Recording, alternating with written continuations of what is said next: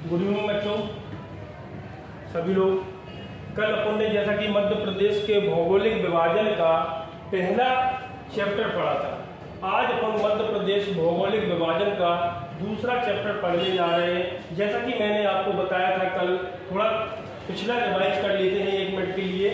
जैसा कि मैंने आपसे बोला था मध्य प्रदेश का भौगोलिक विभाजन, कि मध्य प्रदेश को भौगोलिक दृष्टि से 3 भागों में बांटा गया था, जिसमें नंबर पहला था अपना मध्य उच्च प्रदेश, नंबर दूसरा बघेलखंड का पठार, नंबर तीसरा सतपुड़ा मैकल पर्वत श्रेणी। इन 3 भागों में बांटा था अपन ने किसको? मध्य प्रदेश को। लेकिन मध्य प्रदेश के पर्वत एवं पठारों को आसानी से पढ़ सकें या उनके बारे में आसानी से जानकारी उपलब्ध कर सकें हम, इसलिए हम मध्य प्रदेश को 7 भागों में बांटकर पढ़ते हैं। यानी कौन कौन से? देखिए, एक तो अपना मध्य भारत का पठार, दूसरा मालवा का पठार, तीसरा बुंदेलखंड का पठार, चौथा रीवा पन्ना का पठार, 5वां नर्मदा सोन घाटी क्षेत्र, इसके अलावा 6वां बघेलखंड और 7वां सतपुड़ा मैकल पर्वत श्रेणी वाला क्षेत्र। तो देखिए, अपन ने इसमें देखा था, कल मैंने आपको बताया था कि मध्य प्रदेश का सबसे बड़ा क्षेत्र या प्रदेश कौन सा है। तो मैंने आपको बताया था कि वो मध्य उच्च प्रदेश है, जिसके हमने 5 भाग किए। कितने किए? 5 भाग किए। अब मध्य उच्च प्रदेश क्या है? यानी कि मध्य प्रदेश की, देखिए मध्य प्रदेश देख रहे हैं, इसकी पश्चिम से पूर्व की ओर उठी हुई, यानी कि उभरी हुई पश्चिम से पूर्व की ओर उठी हुई भूमि को हम मध्य उच्च प्रदेश कह देते हैं। क्या कहते हैं? मध्य उच्च प्रदेश, जिसके 5 भाग किए गए हैं। आपको दिख रहा होगा मध्य भारत का पठार, मालवा का पठार, बुंदेलखंड का पठार, रीवा पन्ना का पठार और नर्मदा सोन घाटी। अब इस मध्य उच्च प्रदेश की अगर हम आकृति की बात करें, तो इस मध्य उच्च प्रदेश की जो आकृति बनती है वो त्रिभुजाकार आकृति बनती है। कैसी बनती है बच्चों? त्रिभुजाकार। ये क्वेश्चन कई बार पूछा गया है एग्जाम में कि मध्य उच्च प्रदेश की आकृति कैसी बनती है? त्रिभुजाकार। आप देख सकते हैं कि ये वाला जो पूरा का पूरा क्षेत्र है त्रिभुज के आकार की समान आकृति बन रही है, इसलिए मध्य उच्च प्रदेश की जो आकृति है वो कैसी है? त्रिभुज के आकार की है। अब देखिए, इसमें कल अपन मध्य भारत का पठार पढ़ चुके थे। आज अपन कौन सा पढ़ेंगे? मालवा का पठार। अब देखिए, मालवा के पठार की सबसे पहले तो अपन अगर बात करें कि इसकी स्थिति क्या है, इसकी लोकेशन क्या है, तो जैसा कि आप देख रहे हैं कि ये मध्य प्रदेश के पश्चिम में है। कहां पर है? मध्य प्रदेश के पश्चिम में है। कहां पर? देखिए, मध्य इधर पश्चिम होता है, इधर पूर्व होता है, इधर अपना उत्तर है और इधर, जैसा कि आप सभी जानते ही हैं, दक्षिण दिशा है। तो आप देख सकते हैं कि ये जो मालवा का पठार दिख रहा है, ये मध्य प्रदेश के पश्चिमी भाग में स्थित है। जो राज्य का सबसे बड़ा पठार है, जो राज्य के 28% क्षेत्रफल पर फैला हुआ है। आप देख रहे हैं राज्य का सबसे बड़ा 28% क्षेत्रफल पर फैला है। अब बात करते हैं इसके निर्माण की, कि इसका निर्माण कैसे हुआ है।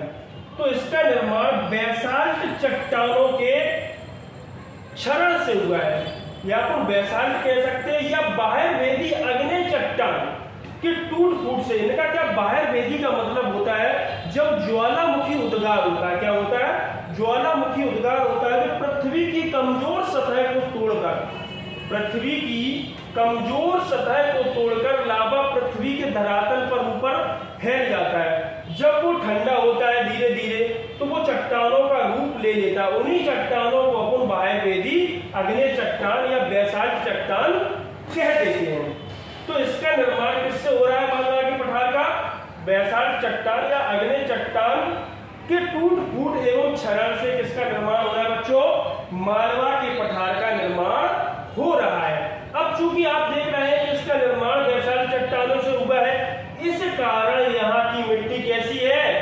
काली मिट्टी है। कैसी मिट्टी है? काली मिट्टी है।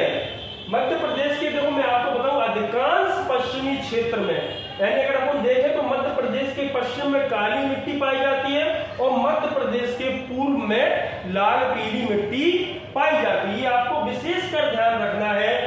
अगर कहीं पूर्वी क्षेत्र पूछ लिया जाए तो उधर लाल पीली मिट्टी और पश्चिमी क्षेत्र पूछा जाए तो वहां पर काली मिट्टी है। अब चूंकि आप जानते हैं कि काली मिट्टी की प्रमुख जो फसल होती है वो क्या होती है, अगर फसल की बात करें अपन तो काली मिट्टी की प्रमुख फसल कपास होती है। क्या होती है?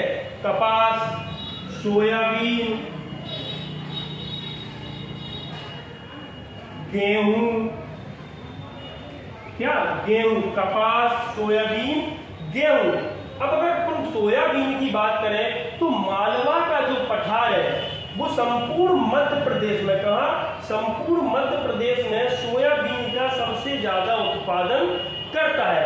अगर अपन यही मध्य प्रदेश की बात करें कि संपूर्ण मध्य प्रदेश संपूर्ण भारत का कितना सोयाबीन उत्पादन करता है तो 82%, यानी सबसे ज्यादा सोयाबीन का उत्पादन कौन कर रहा है? मध्य प्रदेश कर रहा है। संपूर्ण भारत में सोयाबीन उत्पादन में मध्य प्रदेश का प्रथम स्थान है। कौन सा स्थान है बच्चों? मध्य प्रदेश का पहला स्थान है। किसका? मध्य प्रदेश का। अब देखिए अपन यहाँ पर थोड़ा इसके बारे में डिस्क्राइब कर लेते हैं कि इसकी स्थिति क्या है। देखिए पहले तो अपन देखने जा रहे हैं कि इसकी स्थिति या लोकेशन क्या है। तो देखिए इसकी स्थिति की बात की जाए कि इसकी स्थिति क्या है, जैसा कि आप देख रहे हैं मध्य प्रदेश के किस दिशा में स्थित है, तो यह मध्य प्रदेश के पश्चिम में स्थित है। कहां पर? पश्चिम में। और अरावली पर्वत श्रेणी, जैसा कि आप जानते हैं, जो दिल्ली से होकर राजस्थान तक गई है, यह श्रेणी विश्व की सबसे प्राचीन श्रेणी है। उसी से लगा हुआ यह पठार है। कौन सा? मालवा का पठार। तो देखिए ये मध्य प्रदेश के कहां पर है? पश्चिम में। अब इसके अपन क्षेत्रफल की अगर अपन बात करें कि इसका क्षेत्रफल कितना है, कि इसका क्षेत्रफल कितना है, तो देखिए मैंने अभी आपको बताया इसका जो क्षेत्रफल है वो राज्य के 28% भाग पर ये फैला है। कितने प्रतिशत? 28%। और यह सबसे बड़ा पठार है। कैसा है भैया? सबसे बड़ा पठार। यानी कि मध्य प्रदेश को अपन ने 7 भागों में बांटा है। उन 7 भागों में सबसे बड़ा पठार कौन सा है? अपना मालवा का पठार है। ये देख लिया अपने। अब बात करते हैं कि इसका निर्माण किससे हुआ है। देखिए अपने इंपोर्टेंट पॉइंट यहां लिखेंगे, बाकी जो पॉइंट है वो आप सुनते चलना। तो अब देखिए इसके निर्माण की अगर बात कर रहे हैं तो इसका जो निर्माण है वो बेसाल्ट चट्टानों से हुआ है। किससे हुआ है? बेसाल्ट चट्टानों, या अपन कह सकते हैं बहिर्वेदी अग्नेय चट्टान। क्या कह सकते हैं? बहिर्वेदी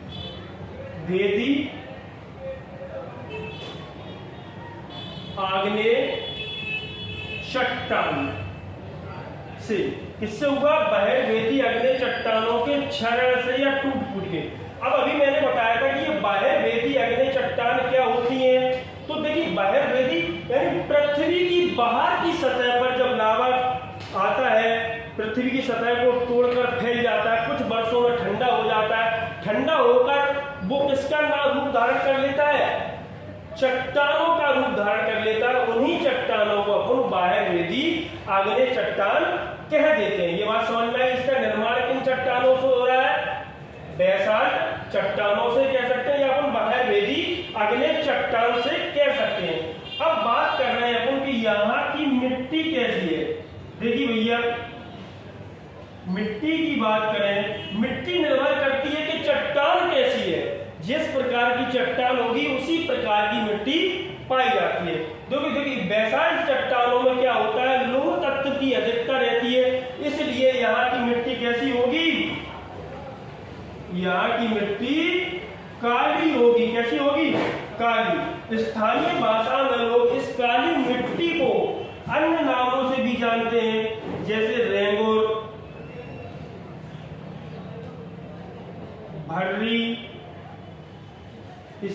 स्थानीय भाषा में कनहर, इन नामों से भी जाना जाता है। अब देखिए, अपन ने बताया कि मिट्टी काली है, तो इस क्षेत्र की फसल कैसी होगी भैया, फसल कौन कौन सी होगी इस क्षेत्र में, तो वो भी आप देख लीजिएगा कि अगर मिट्टी काली है तो काली मिट्टी की सबसे प्रमुख जो फसल होती है वो होती है, अपन ने इसमें भी लिखा होगा, कपास, सोयाबीन, गेहूं, चना। ये क्या है, इस क्षेत्र की प्रमुख फसलें हैं। जैसे कि मैंने बताया आपको, कपास, सोयाबीन, गेहूं, चना। एक और बता दूं आपको, यहां से इंपोर्टेंट क्वेश्चन बनता है कि गेहूं की डलिया किस पठार को कहा जाता है, तो मालवा के पठार को कहा जाता है। इसके पीछे कारण है कि संपूर्ण मध्य प्रदेश में मालवा में सबसे ज्यादा गेहूं का भी उत्पादन होता है, सोयाबीन का भी उत्पादन होता है, इसीलिए गेहूं की डलिया कहा जाता है। समझिए मेरी बात कि मालवा के पठार को गेहूं की डलिया क्यों कहा जाता है, क्योंकि यहाँ पर गेहूं का सर्वाधिक उत्पादन होता है। अब देखिए, अपन ने क्या देख लिया, फसल देख ली। अब देखते हैं यहाँ की प्रमुख नदियां कौन कौन सी हैं। अब बात करते हैं कि इस पठार से कौन कौन सी नदियों का उद्गम होता है एवं कौन कौन सी नदियां इस पठार से प्रवाहित होकर बहती हैं। यानी कि उद्गम का, कि यहीं कहीं से आसपास से उद्गम हो रहा है, जैसे इंदौर से होता है, देवास से हो रहा है, सीहोर से हो रहा है, उज्जैन से हो रहा है, इन नदियों का उद्गम हो रहा है। तो ये तो उद्गम की बात की, अगर प्रवाहित हो रही है कई नदियां और इधर से भी इस पठार में घुस रही हैं या फिर जा रही हैं, तो उन सारी की सारी अपन नदियों को यहाँ पर ले लेंगे। जैसे कि अब अपन बात कर रहे हैं, इस पठार की जो सबसे प्रमुख नदी है वो कौन सी नदी है, चंबल नदी है। कौन सी, चंबल नदी है। इसका उद्गम कहां से होता है, इसका उद्गम होता है इंदौर जिले से, इंदौर जिले की महू तहसील से। ये अपन जब नदियों का टॉपिक पढ़ेंगे तब उस समय इसके बारे में बताएंगे। तो देखिए, इंदौर से हो रहा है तो इंदौर मालवा के पठार के अंतर्गत ही स्थित होगा। एक नदी अपनी हो गई कौन सी, चंबल। अब दूसरी बात करते हैं क्षिप्रा की। किसकी बात कर रहे हैं, क्षिप्रा। इसका भी उद्गम इंदौर जिले की काकड़ी वर्डी पहाड़ी से होता है और मालवा के पठार से ही इसका उद्गम होता है। ये बात समझ में आई इतनी। इसकी बात आगे बात कर रहे हैं अपन काली सिंध की। किसकी बात कर रहे हैं, काली सिंध।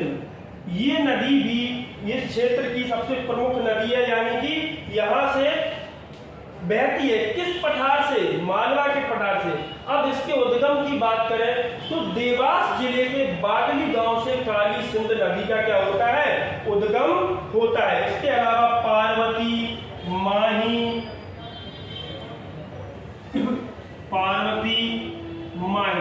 आदि नदियां इस पठार से होकर प्रवाहित होती हैं या इनका उद्गम होता है। ये मालवा के पठार की प्रमुख नदियां थी, चंबल, क्षिप्रा, काली सिंध, पार्वती, माही। अब देखिए, इस क्षेत्र से इतनी सारी नदियां गुजर रही हैं, बेतवा भी निकलती है, सिंध भी निकलती है, निकलती तो बहुत सारी है, बहुत सारी नदियों का उद्गम होता है। अब आप देख लीजिए, जब इतनी सारी नदियों का उद्गम अकेले मालवा के पठार से हो रहा है, इसके पीछे कारण है क्या है, इसीलिए इस मालवा के पठार को नदियों का मायका कहा जाता है। ये बात नोट करना इंपोर्टेंट पॉइंट है कि मध्य प्रदेश के किस पठार को नदियों का मायका कहा जाता है, तो वो अपना है मालवा का पठार। उसके पीछे कारण क्या है कि इतनी सारी नदियां अकेले मालवा के पठार से उद्गम हो रहा है, इनका क्या हो रहा है, उद्गम। ये बात समझ में आई कि इसलिए इनको क्या कहा जाता है, मालवा के पठार को नदियों का मायका। और संपूर्ण मध्य प्रदेश को भी अपन नदियों का मायका कहते हैं, क्योंकि संपूर्ण भारत में सबसे अधिक जो नदियां हैं वो मध्य प्रदेश में ही प्रवाहित होती हैं, इसलिए अपन मध्य प्रदेश को नदियों का मायका कहते हैं। ये बात समझ में आई बच्चों।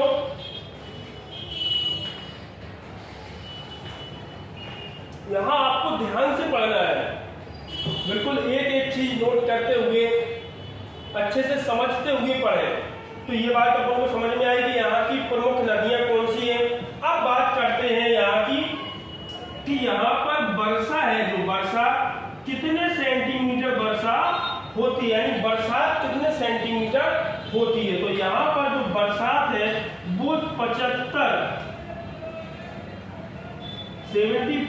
से 100 सेंटीमीटर के बीच में यहाँ पर क्या होती है, बारिश होती है। कितनी भैया, 75 से 100 सेंटीमीटर के बीच में यहाँ पर क्या होती है, बारिश होती है। अब इसकी अपन देखिए जलवायु की बात करें कि यहाँ की जलवायु कैसी है, तो यहाँ की जो जलवायु है वो सम जलवायु है। कैसी है, सम जलवायु। यानी कि ये बात समझ में नहीं आई होगी कि सम जलवायु कैसी है, तो आप देख लीजिएगा। सम जलवायु बोले तो गर्मियों में, कहां पर अगर बात करें अपन गर्मी की बात करें तो गर्मी में क्या होती है, कम गर्मी रहती है। क्या रहती है, कम गर्मी।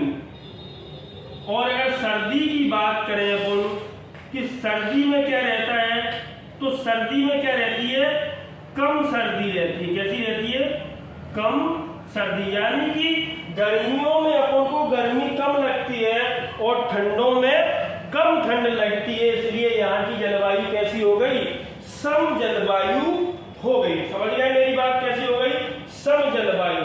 अब यहाँ पर अपन वनस्पतियों की बात कर लेते हैं कि यहाँ पर कौन कौन से पेड़ पौधे पाए जाते हैं। वनस्पति की बात करें कि यहाँ पर वनस्पति कैसी है, तो यहाँ पर जो वनस्पतियां पाई जाती हैं वो अर्ध पर्णपाती, कैसी, अर्ध पर्णपाती वनस्पतियां पाई जाती हैं। जैसे कि अर्ध पर्णपाती क्या होती है, जिसके अंतर्गत अपना बबूल का पेड़, किसका, बबूल, बबूल बोले तो गांव में बोलते हैं बमूल, उसका पेड़ हो गया, समझ गए, जामुन का पेड़ हो गया, खैर का पेड़ हो गया, ये आदि वृक्ष पाए जाते हैं। इस प्रकार की वनस्पतियां पाई जाती है किस क्षेत्र में, मालवा के पठार में ये वनस्पतियां पाई जाती हैं। अब देखिए खनिज संपदा की दृष्टि से देखा जाए कि ये खनिज संपदा की दृष्टि से कैसा क्षेत्र है, तो अपन देखेंगे कि यहाँ पर देखा जाए तो खनिज कम मात्रा में पाए जाते हैं। कैसे पाए जाते हैं, कम मात्रा में। सिर्फ और सिर्फ अगर देखा जाए खनिजों में तो यहाँ पर एस्बेस्टस क्या पाया जाता है, एस्बेस्टस पाया जाता है। इसके अलावा कुछ क्षेत्रों में चूना पत्थर भी पाया जाता है। ये देख लिया अपन ने खनिज क्या हो गए। अब बात करते हैं अपन, जब खनिज होंगे तो उद्योग भी होंगे, तो उद्योगों की बात करें कि यहाँ पर कौन कौन से उद्योग लगाए गए हैं। तो देखिए आपको पता है, शायद ना पता हो तो जान लीजिए, यहाँ पर सबसे प्रमुख जो उद्योग है वो वस्त्र उद्योग है, क्योंकि इंदौर जिले को, मध्य प्रदेश के इंदौर जिले को सूती वस्त्र की राजधानी कहा जाता है। ये बात समझ में आई। इसीलिए उद्योगों में वस्त्र उद्योग हो गया अपना, तेल उद्योग हो गया अपना, क्या हो गया, दूसरा तेल उद्योग, तीसरा दाल उद्योग। क्यों, देखिए तेल उद्योग क्योंकि सोयाबीन काफी मात्रा में पाया जाता है और इस क्षेत्र में दालें भी होती हैं, इसलिए यहाँ पर इनके प्रमुख उद्योग लगाए गए हैं। इसी क्षेत्र में आपने सुना होगा भेल उद्योग जो भोपाल में है, सॉरी, तो उद्योग हो गए। अब देख रहे हैं अपन मालवा के पठार की सबसे ऊंची चोटी कौन सी है। सबसे एमपीपीएससी का सबसे फेवरेट क्वेश्चन है कि मालवा के पठार की सबसे ऊंची चोटी कौन सी है। तो देखिए यहाँ पर अपन चोटी की बात कर लेते हैं कि मालवा के पठार की सबसे ऊंची चोटी कौन सी है, तो वो सिगार है। कौन सी है, सिगार, पीने वाला सिगार नहीं, ये चोटी है। कौन सी, सबसे ऊंची चोटियां भी लिख रहे हैं और अन्य चोटियां भी लिख रहे हैं, आप देख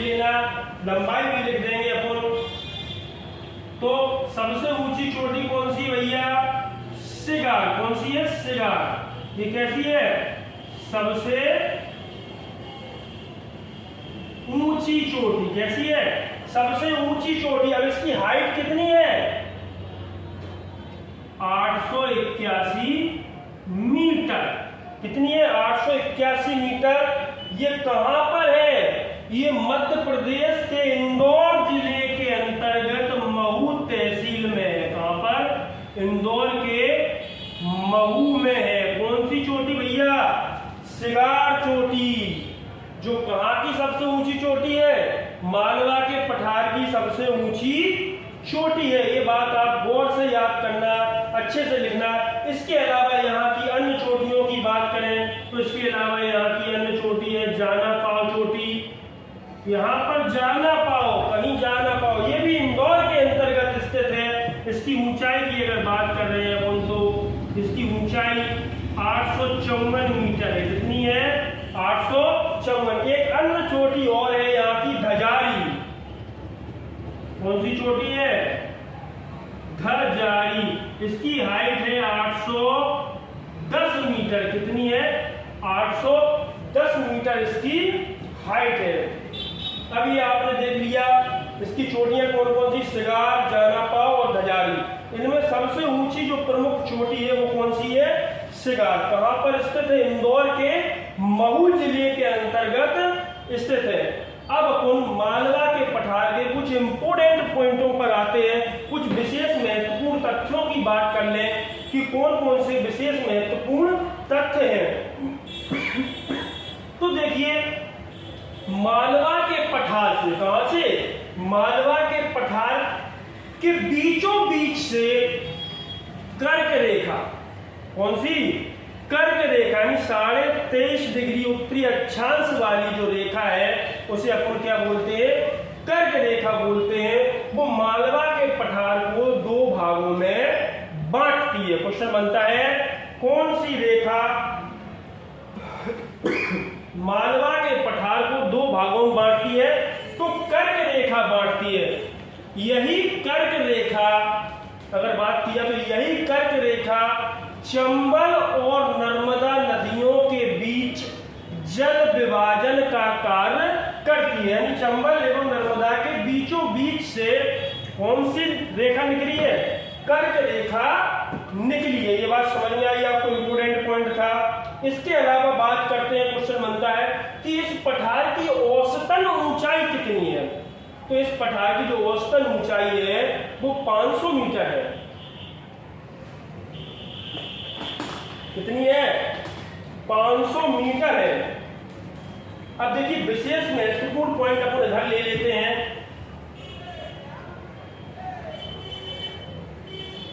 विशेष बिंदु या महत्वपूर्ण पॉइंट। तो इसमें देखिए, मैंने आपको क्या बताया कि कर्क रेखा मालवा के पठार को दो भागों में बांटती है या बीच से गुजरती है। बात एक ही है कि अपन कह सकते हैं कर्क रेखा मालवा के पठार से, मालवा के पठार से बीच से गुजरती है। ये बात समझ में आई कि कर्क रेखा जो है मालवा के पठार के बीचों बीच से गुजरती है या मालवा के पठार को दो भागों में बांटती है। कितने भागों में बांटती है? दो भागों में बांट देती है। इसके अलावा यही कर्क रेखा चंबल एवं नर्मदा नदी के बीच जल विभाजन का कार्य करती है। कर्क रेखा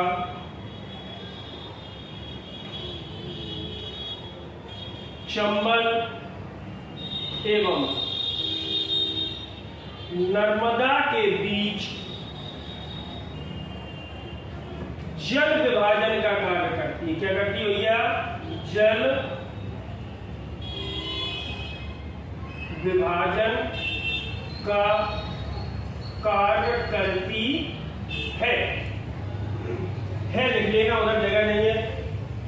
अगला पॉइंट, अगर अपन इंपोर्टेंट पॉइंट देखें तो मालवा की जलवायु को एक विदेशी यात्री आया था चीन से। चीन से विदेशी यात्री आया था, उसका नाम था फायांग। उस चीनी यात्री ने मालवा की जलवायु को विश्व की सबसे अच्छी जलवायु बताया। क्यों बताया भैया? क्योंकि यहाँ पर गर्मियों में ना ज्यादा गर्मी लगती है, टेंशन ही नहीं है, ना ज्यादा ठंडों में ना ज्यादा ठंडी पड़ती है। इसीलिए फायांग ने मालवा की जलवायु को सबसे अच्छी यानी विश्व की सबसे अच्छी जलवायु कहा है। तो किसने कहा है भैया? लिख लो, चीनी यात्री। कौन था? फायांग। कौन था?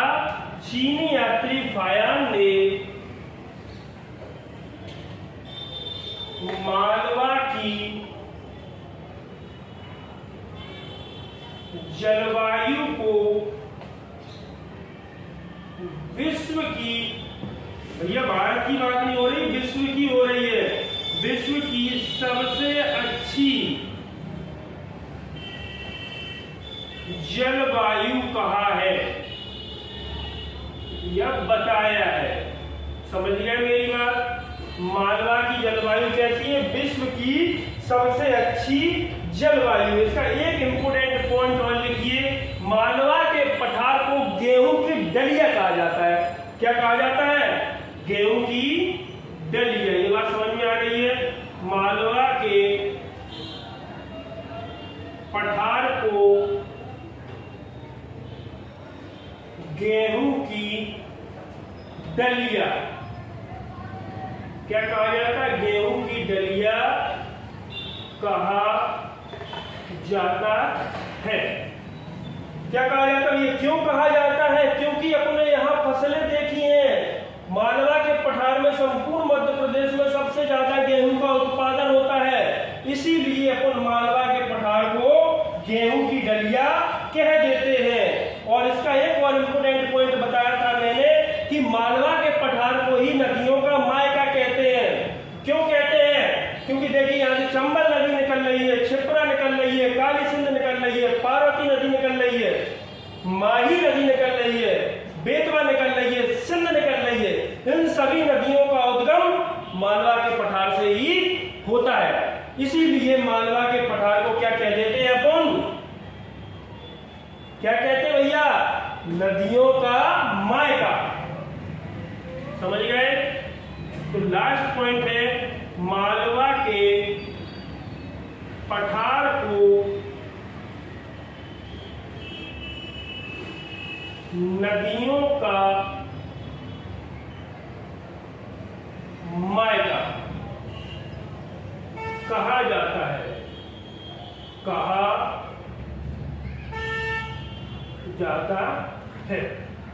ये बात समझ में आई? अपन ने इसकी औसतन ऊंचाई लिख ली, क्या नहीं लिखी? तो वो भी यहां लिख लीजिएगा कि मालवा के पठार की औसत ऊंचाई कितनी है? 500 मीटर। समझ गए? मालवा के पठार की औसत ऊंचाई कितनी है? 500 मीटर है। ये बात समझ में आई? क्लियर हुई?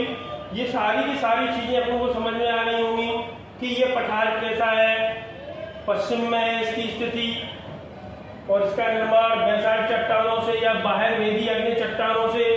इस कारण यहाँ की मिट्टी काली है, और काली मिट्टी की सबसे प्रमुख फसलें होती हैं कपास, सोयाबीन, गेहूं। समझ गए मेरी बात?